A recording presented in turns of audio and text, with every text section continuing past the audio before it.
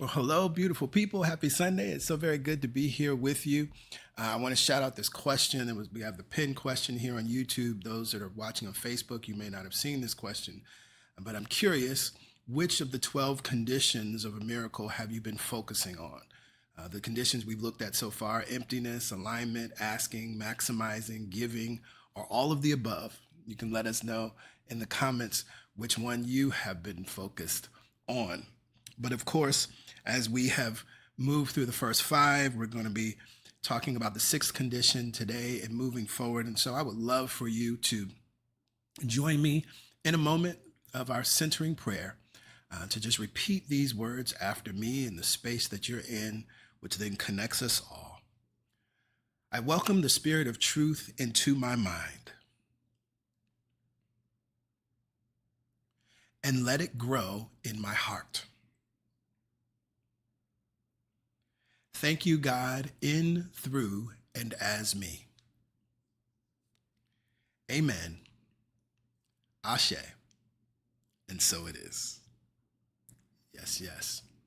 And so as a brief review, last week we looked at the 5th condition of a miracle, giving, in the message entitled Giving Should Always Feel Good. And I shared in that message that we're really looking at the very simple formula of giving, which is far beyond financial giving. The formula is give to God, give to you, give to people, or give to others.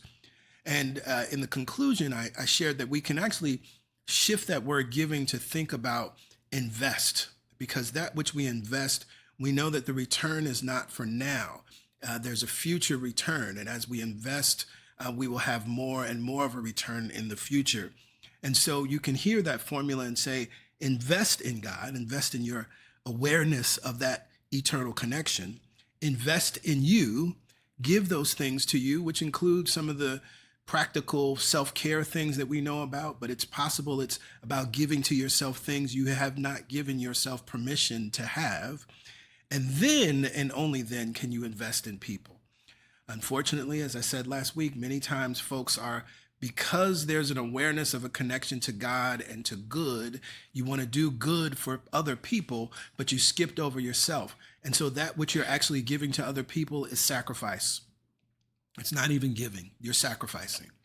And so the opportunity is to learn how to truly give, because when you give to yourself, you fill your cup up to the point of overflow. It is the overflow that is freely given to others. Now, as children, at one point or another, I'm sure we all heard a familiar phrase from our parents or caregivers. Usually this phrase came after conveniently ignoring their earlier admonishment to stop whatever it is that we were doing. But eventually, with frustration and sometimes a stronger tone, we would hear, in the case of my case, it would definitely be one of my grandmothers, "Sit down somewhere."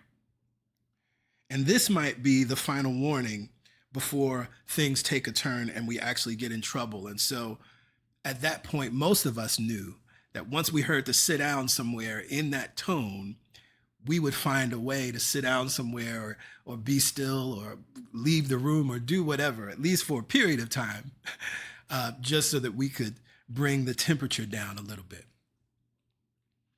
Well, the 6th condition of a miracle is grounding. And when I think of the 6th condition of a miracle and how to practice it, what I hear Spirit saying in my mind's ear to myself and to all of you today is sit down somewhere. And so I invite you right here and right now, if you're with someone, to turn to that person and say, sit down somewhere. If you're just by yourself, you can affirm it in the space where you are right now. Sit down somewhere.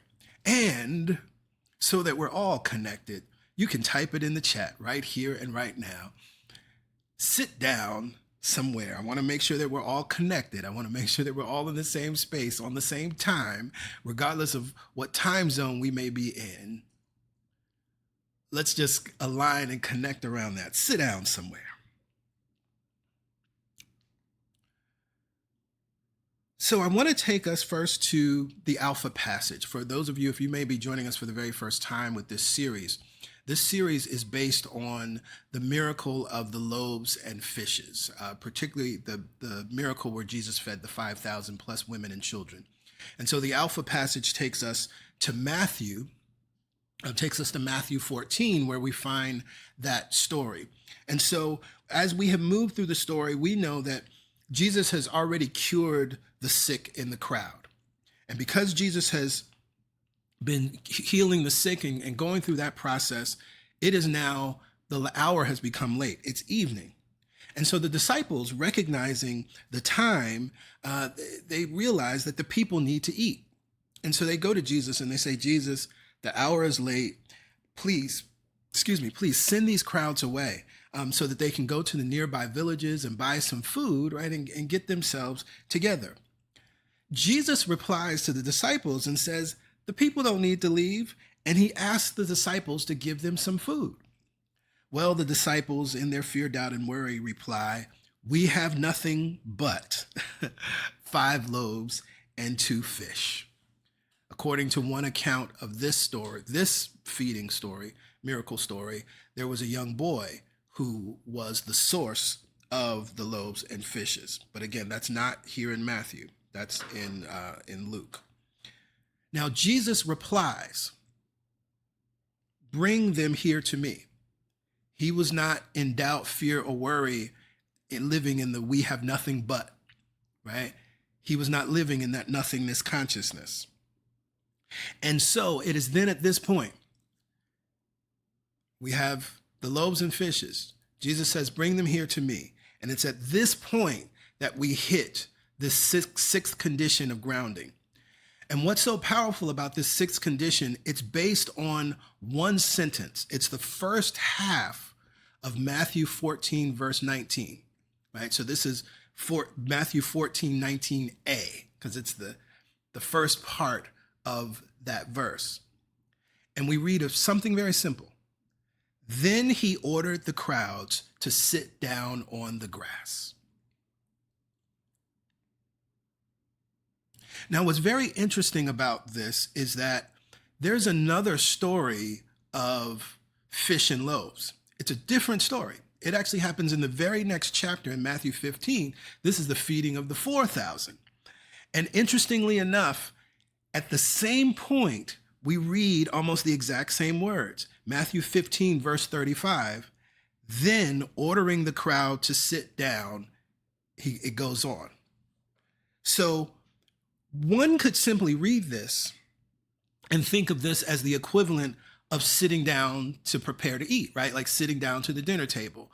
And so you could dismiss it because it's like, of course, right? Everybody's about to eat. Jesus is about to make sure everybody has something to eat. So he's like, it's dinner time, sit down at the table. And so we could dismiss that as insignificant, right? And so this is why I love that this 6th condition is based on this one sentence. But see, when we read the same thing in these 2 different miracle stories, and again, they are different stories. It's not the Bible has a habit because of the way it was. Many of the stories were put together because of the oral tradition. Sometimes the same thing is repeated over, and it's an editorial mistake. In this case, there are 2 different loaves and fishes stories in Matthew. One, the 5,000, the next, the 4,000. But in each of the stories, we see the same piece of ordering the crowd to sit down on the grass, on the ground. And so then this suggests that there is something deliberate and intentional about this moment of ordering the crowd to sit down on the grass. And one of the things we know, Jesus as the great demonstrator, Jesus as our elder brother, Jesus as the way shower, is always teaching through his actions. And so what's so powerful to understand and look at the teachings of Jesus, the point is to become like Jesus, to embody and live as he lived, act as he acted, right? Or as we read that he acts.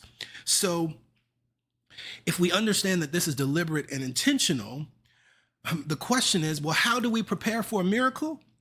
And the answer is get present. And this is what the grounding, the ordering the crowd to sit on the ground is all about. I want you to write this down. If you don't have something to write with right now, run and go get it. If you don't have your journal open, run and go get it. If you're in the Church Center app and you're watching us now, you can tap where it says take notes. You can take notes in the Church Center app. Okay, I want you to write this down. I know I am prepared for my miracle when I am present. How do you get present for a miracle? Write this down. I know I am prepared for my miracle when I am present. That also then suggests that if you ain't present, you ain't prepared for no miracle. Don't even be looking. I know we heard that song last Sunday. I'm looking for a miracle. It's wonderful to sing that and affirm it. But how will you really know that you look at and prepare for a miracle? When you're present. So then the question is, how do you know you're present? And in order to know how you're present, that you're indeed present, we have to talk about the opposite of what being present is, what being outside of the present moment and present way of being is, the opposite of the space that symbolically Jesus ordered the crowd to move into. If your regular active thoughts are in the past, you're not present. If your regular active thoughts are in the future, you're not present. Now, when I say if your thoughts are in the past or in the future, I'm not saying if you were thinking about yesterday, then you ain't going to get a miracle. I want to be very specific. Many times we ruminate over our mistakes. We ruminate over our choices. Oh, I should have done this. I should have said that. Oh, I should have said yes to that offer. And now I still don't have a job, right? If your regular active thoughts are in the past, you're not present. If your regular active thoughts are in the future, right? If you're, many times this happens for many people. If you're already spending the money before you even got it, you're in the future. You're not present, right? You're not in the now. If your regular active thoughts are focused on blaming of yourself or of others, and this can be future focused or past focused as well, you're not present. Although there is a theology and a theological perspective that says that God rewards and punishes, and so then this is why human beings tend to live in this blame and shame and doubt and self-punishment, right? And self-critique. God does not actually live there. That is not how God actually operates, right? So if you're focused on blame of yourself or others, you're not present. If your regular active thoughts are focused on criticism, critique, overanalysis, punishment of yourself or others, you're not present. This is then where the wisdom of judge not, and we start to understand the depth of the wisdom of judge not. Because actually, one, again, as you judge others, that same measure you will be judged, and not by God, by yourself. And so as we start to learn to set ourselves free, it becomes much easier than to give others the benefit of the doubt, to set others free, right? But as long as we live in a place of shame and blame and, well, I was punished for this and I suffered for this, right? You're not in the present moment. And ultimately, you're not in the miracle moment. And so I want to take us, I said this at the outset of this series, I want to take us to a powerful symbol that we find in the Gospels, and it's the crucifixion story. Right? I said at the outset of this sermon series that this sermon series really is a Reimagine the Bible series. And so I want to open your minds to something that's beautiful that we find in the crucifixion story that symbolizes this, which then further supports us in understanding what the teachings and the symbol of Jesus is really all about. So if we go to the crucifixion story, we understand some things. And first I want to say this. It's important to understand that we should not read the crucifixion story as a literal historical narrative. When we do that, then of course we end up making the mistake of glorifying Jesus and worshiping Jesus as some singular, magnificent figure. But actually, the crucifixion story is a story that is supporting you in understanding your very own power. And in this case, as we're looking at it in this moment, it is supporting us in understanding the power of the present, how to get present, and why it is necessary to be present. Now, according to the text, this is directly in the text, it says that Jesus was crucified at a place called Golgotha. And in the text it says, you don't even have to get a concordance, you don't even have to do any sort of translation. In the translated text, we will read that it says Golgotha, which means place of the skull.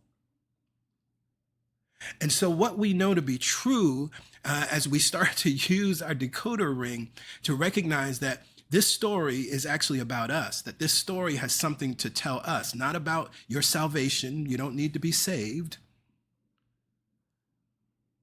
But we recognize then that the crucifixion always and can only take place in the place of the skull. I would love for somebody to put it in the chat right now. The place of your skull is where? It's the mind. Yes, yes. The crucifixion. The end of death, suffering, living outside of the present moment takes place in our very own mind. And so that's the first clue that's there. We're not supposed to read this as history. But there is a metaphysical meaning that is right here in the text. And so again, what this means is that symbolically, this is a process that takes place in the mind. And so in this moment, we know that you all see the images and the pictures, of course, around Easter. There's always the depiction of the three crosses. Jesus is in the middle. There are true crosses to his left and right. Why is that? Because according to the varied accounts, Jesus is crucified between two thieves. And it is in the gospel according to Luke, that we find out something about these two thieves, a very apropos name. Because both of these thieves reflect, in my reading of the text, being outside of the present moment and thus being outside of the miracle moment. Now, in Luke 23:39 through 43, I'm reading from the New Revised Standard Version, this is what we read. One of the criminals who were hanged there kept deriding him, Jesus, and saying, "Are you not the Messiah? Save yourself and us." But the other rebuked him, saying, "Do you not fear God, since you are under the same sentence of condemnation? And we indeed have been condemned justly, for we are getting what we deserve for our deeds, but this man has done nothing wrong." Then he said, "Jesus, remember me when you come into your kingdom." He, Jesus, replied, "Truly I tell you, today you will be with me in paradise." And I'm sure many, if not all of you, are absolutely familiar with that passage. And so there is a theological reading of this text that I don't completely agree with. And so I want to open your minds to seeing this anew in light of what we're talking about today in the sixth condition of grounding. Because the thief that mocks Jesus is the same thief that lives in your own mind, mocking and shaming and blaming you. The thief, "Are you not the Messiah? Save yourself and save us." There's a voice in your mind. I'm not in your mind, but I know you've thought it. I've been reading and studying all of this stuff. I've been affirming, I've been praying, I've been using these principles. I've been doing what PY and PG said, or I've manifested things in the past. Why can't I change this situation? Why can't I transform this situation? There is a thief in your mind that mocks you. There is a thief in your mind that shames you. There is a thief in your mind that blames you. And why is it a thief? Because it's robbing you from the present moment. It's robbing you of your power. It's taking you away from the Christ consciousness of who and whose you really are. The thief that replies believes that punishment is justified. "Do you not fear God, since you are under the same sentence of condemnation, and we indeed have been condemned justly, for we are getting what we deserve for our deeds. This thief believes that punishment is justified. This thief believes that, oh, I'm getting what I deserve because I made a mistake. I'm getting what I deserve because I knew better. I'm getting what I deserve because somebody warned me, but I didn't listen. I'm getting what I deserve. But that voice is a thief, robbing you of the present moment. This is the voice in your head that condemns. This is the voice in your head that criticizes. This is the voice in your head that punishes. This is the voice in your head that justifies punishment. Again, where does the crucifixion take place? The place of the skull. The crucifixion takes place in your mind. And in your mind, there's a thief. There's a thief that mocks, shames, and blames. In your mind, there's a thief that condemns, criticizes, and punishes and justifies punishment. Now, what's interesting, and I said there's a theological point of view that I disagree with. Many refer to that second thief as the good thief. And they refer to that thief as the good thief because of what he says, Jesus, remember me when you come into your kingdom. And what is taught theologically is that he was acknowledging that Jesus was indeed the Messiah, that Jesus was the Christ. And so just as so many others, including the people that had crucified him and denied him, etc., were not acknowledging the truth of what Jesus is. This is what this being was doing. And so this is the good thief, but I disagree. A thief is a thief is a thief. And the reason why I disagree is because, and I read it differently, is because if we look at what the thief says, Jesus, remember me when you come into your kingdom. Now, before that, the thief says, I am being condemned justly. So the thief is living in a state of unworthiness. The thief is living in a consciousness that he is bad, that he is wrong, and deserving of condemnation and punishment. Again, I want to say this. God is not a God that rewards or punishes. Okay. So when we hear Jesus ask, the second thief asking Jesus to remember him when he comes into the kingdom, the thief is worried about the future. It reminds me, it's just coming to me right now. It reminds me of that powerful lyric in Sam Cooke's A Change Is Gonna Come. But I'm afraid to die, 'cause I don't know what's up there beyond the sky, right? So it's a worry. It's a worry, and it's a worry about the future. I don't know what's up there beyond the sky. I don't know what's gonna happen to me. Jesus, please remember me in the future. The thief was worried about, I hear Reverend Ike in my mind's ear, the sweet by and by, the pie in the sky.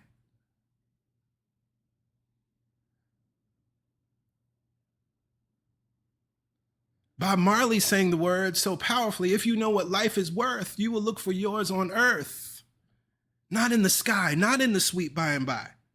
So the thief was not present, but was looking for some future salvation. But what we know and what we teach here at Celebration Spiritual Center, salvation is not in the future. Salvation is in the here and now. Your worthiness is not going to come later in some place called heaven on some streets of gold in a mansion in the sky. All the good that is, and it is right here and right now. So partake of it. All the worthiness that is, and it is right here, right now. So partake of it. And here's the other piece, right? Because again, this is according to my reading.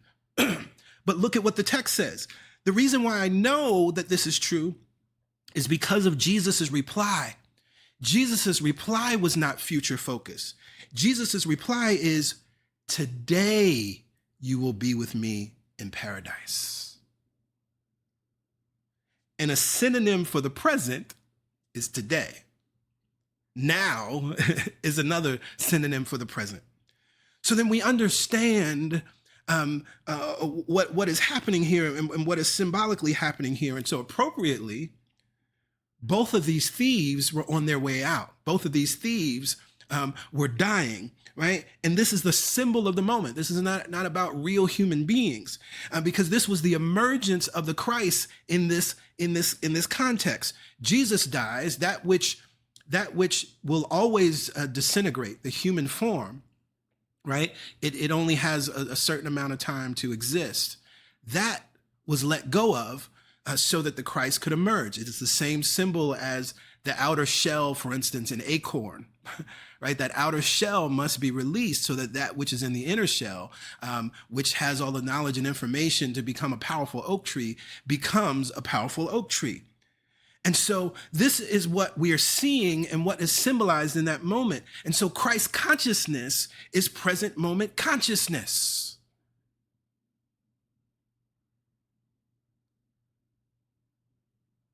And so this sixth condition of grounding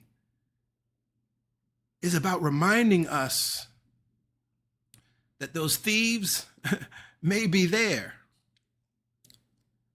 but the crucifixion takes place in the mind, and you can get rid of those two thieves to even become aware that there are thieves that are robbing you of the present moment. So I want to take you back to that thing. I asked you to write it down. I know I am prepared for my miracle when what? When I am present. That's how I know I'm prepared for my miracle. My miracle is inevitable when I am present. And so how do we get present? Well, of course, be still, get still, right? We could say that. But what does that mean, right? Because this is not about a stillness in the sense of no activity, like our parents may have wanted us to do. Stop all that running around. Stop all that coming in and out and going, right? This is an inner stillness, a stillness of mind and heart. It's an inner confidence. And so then it's a focus on being instead of doing. I think it's so interesting, and it's something that it has been playing in my mind all week. So often we have a dream, we have a goal, we have a plan, we have some miracle, something that we want to demonstrate. And because of this world that we live in, then we think we got to get active and start working and doing and you know, going here and going there and talking to this one and talking to that one. And that's not how it works. Right? That's the sweat of your brow. That always leads to burnout. Guaranteed, leads to burnout. And many of you have experienced it. You can look back at your life and see, even if you succeeded in terms of the thing happened, what was your health like? Right? Even if the thing happened and the thing succeeded, right? Were you still emotionally balanced after it was all over? Or were you ready to cuss everybody out? See, this is how we can tell what energy you were actually operating in. And so that idea of focusing on being versus doing, I got to go to Dr. H. Emily Cady in Lessons in Truth, chapter 1, bondage or freedom, right? Bondage or liberty, where she writes these words: doing is secondary to being. When we are consciously the truth, it will radiate from us and accomplish the works without our ever running to and fro. We live in a society that praises running to and fro. We live in a world that glorifies busyness. But the spiritual way of being, the present moment way of being, the Christ consciousness way of being is actually the exact opposite.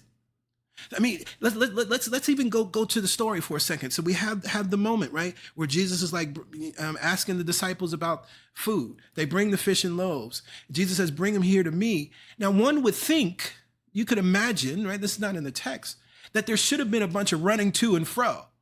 Like he could have been like, all right, pass out plates and pass out cups. And okay, we'll get a couple people, pull some volunteers in it. Who wants to help? Right? There could have been a whole bunch of movement, right? A whole bunch of stuff, because there's thousands of people that need to be fed. There should have been a frenzy. There should have been some sense of urgency, but there wasn't. Jesus ordered, the word is ordered, and that's there in both texts, ordered the crowd to sit down on the ground or to sit down on the grass. That was the command. That was the order. Not running to and fro, not getting plates for everybody, not gathering up volunteers, not running to and fro, as Emily Cady says. But there's also a word there where she says, when we are consciously the truth, it will radiate from us.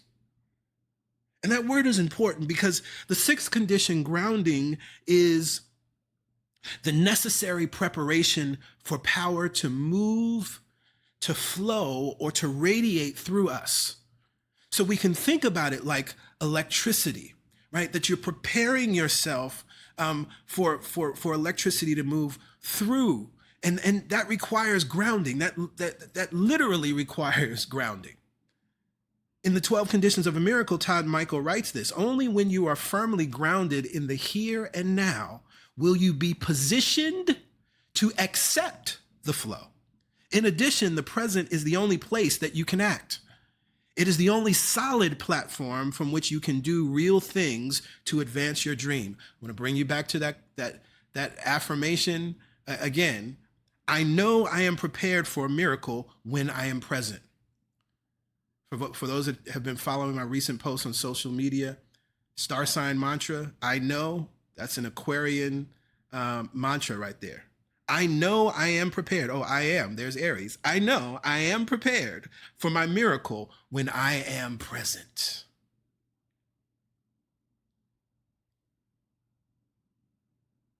And so this means that you can keep affirming, you can keep doing all the things you're doing, right? Or attempting to do to bring forth a miracle, your dream, your plans, your goal. But until you've dealt with those two thieves, the miracle can't come. God is not withholding it from you. But the two thieves, that consciousness, it's taking you outside of flow. You're not even anywhere to be able to conduct electricity. Right? We know there are certain materials that don't conduct electricity. So as much as try as you might, that particular type of material doesn't conduct electricity. So it's a non-starter. I know I am prepared for my miracle when I am present. So how do we get present? Well, one of the other ways that we get present is through play and through fun. One of the beautiful things about when we're in play and when we're in fun, it takes your mind off of things. We say that, right? But what is it really doing? It's bringing you to the now. It's bringing you to the present moment. And interestingly enough, this moment comes to me right now because the energy and the power of Aquarius is so important right now in terms of the age of Aquarius and what we're moving into, the age of I know. And this is, of course, manifested in so many ways in terms of technology and AI and all of the things that are happening. The opposite side of Aquarius is Leo, and Leo rules the heart. And the way that to temper that energy of Aquarius, which when not properly dealt with, can become harmful. We're seeing that, right? There's all of the benefits of AI, but of course there are all of the ways that AI is already being abused and can be misused and abused in more ways. By balancing it with the energy of Leo, which rules the heart, that's actually reminding us to move into the energy of play. And so that energy of play, it brings us into the having fun and play. It brings us into the present moment. It takes our mind off of things, but also it just reminds us, don't take things so seriously. One of the other teachings of Jesus, except you become like a little child, you cannot enter the kingdom of heaven. You cannot enter this space where miracles just are, right? So understanding that, tap back in. Some of you may need to tap back into what are the things that actually brought you joy when you were a child and you had fun. If you loved to play with Legos as a child and you won't allow yourself to play with Legos now because you like, I'm grown and I shouldn't be playing with Legos, go somewhere to the store or Amazon or wherever and buy you some Legos and get in the present moment, right? And just build and play and be creative. Observe children, right? The children in your life, your nieces, your nephews, your cousins, whoever they may be, right? And become as a child, spend time with them, learn from them. As children live in the present moment. It's one of the most fascinating things to watch how quickly a child can go from like, full on tears tantrum to then back to joy in like 60 seconds, right? Maybe 120 seconds. Very powerful. It's amazing to watch how young children, particularly that 0 to 5, 0 to 7 time frame, right, where they can be mad at their friend and then be best friends all over again. It's like, well, I thought y'all were through with each other. This is embodying that energy that we must all move into. These are other ways that we can tap into grounding. Finally, how do we get present? We must work on our level of belief. And when I say work on your level of belief, that means also being honest about your level of belief. Abraham Hicks has, I think, the best definition of a belief. It's just a thought you keep thinking. But you got to be honest about that thought that you keep thinking. Remember, I said earlier when we talk about what the opposite of being present is, if your regular active thoughts are in the past, if your regular active thoughts are in the future, if your regular active thoughts are focused on blame, if your regular active thoughts are focused on shame and punishment, if your regular active thoughts are in your neighbor's house, if your regular active thoughts are in your friend's house, if your regular active thoughts are on the news, then you're developing beliefs. Those are beliefs that you keep thinking, but thank God, every and any belief can be changed because you can always think of what? A new thought. So this is why it is important that you constantly and consistently program and reprogram your mind to believe and receive your dream, your goal, your miracle. And this is a never-ending process as we live from glory to glory, demonstration to demonstration, miracle to miracle. We're going to continually do this programming and reprogramming process. And that's the expansion, right? Working on your level of belief, you're expanding your ability to be a conduit for miracle working power and to allow that power to move through you. And so the more that you work on your level of belief, the more that you work and expand your awareness, right? Then that's how the greater miracles come through you, not because you're greater, but simply you've just made yourself a larger vessel, a larger conduit. So that's why we come to service each week. That's why we take classes. That's why we invest in ourselves and take classes. That's why we go to therapy. Hello, somebody, right? That's why we practice forgiveness. That's why we do our 555 daily spiritual practice. That's why we read inspirational and spiritual texts, not to get, but to become, not to do, but to be. So the next time you hear or yourself or someone else say, sit down somewhere, I want you to take it as an opportunity. Take it as an opportunity to remember to practice the 6th condition of grounding. Take it as an opportunity to remember that in that miracle of the loaves and fishes, Jesus ordered the crowd to sit down on the ground. Use it as an opportunity to check in on how present you really are. Are you blocking the flow of miracle working power with fear, doubt, and worry? Are you blocking the flow of miracle working power because you're focused on the past? Are you blocking the flow of miracle working power because you're focused on the future? Are you blocking the flow of miracle working power because you're preoccupied with shame, guilt, blame, the need to be right, or the need to punish yourself or others? Sit down somewhere. Get still. Sit down somewhere. Be still. Sit down somewhere. Live in the now. Sit down somewhere and prepare for your miracle. For this truth, I am so very grateful. I am so very thankful. And together we say amen, ashe. And so it is.